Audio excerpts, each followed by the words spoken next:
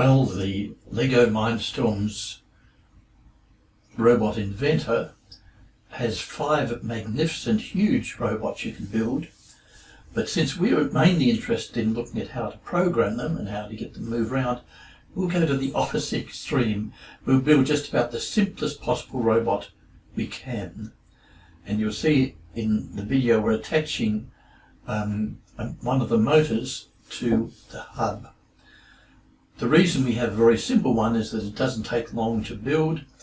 If it falls apart, we can put it together very quickly, and we can concentrate on actually learning how to code instead of worrying that the robot may or may not fall over or break or something.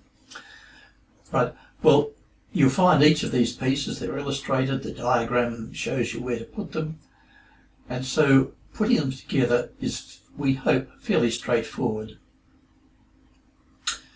We'll probably vary the robots. We'll use this one for the first lesson or two, and then we'll have probably remake them for later, but we'll see how things go. You'll notice that I've labelled my motors and my hub. This is a good idea if you're going to compete anywhere, or if there's a class where you've got other robots around. It's the only way you can tell if the pieces are actually yours and haven't been borrowed, in inverted commas, by someone else. It's very easy to misplace Lego pieces from one set and they get put into another set by mistake. The big ones are worth labelling. This one's called Taz. The very first commercial educational robot came from Tasmania.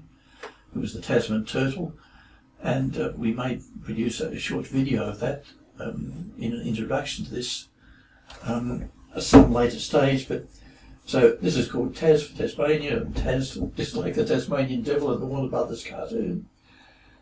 And we've now got 2 wheels, two skids on the back, and we're putting the connections in for the motors. Make sure that those connections go the right way up. There we are, just about the simplest possible robot that we can build with the LEGO Robot Inventor set. Good work.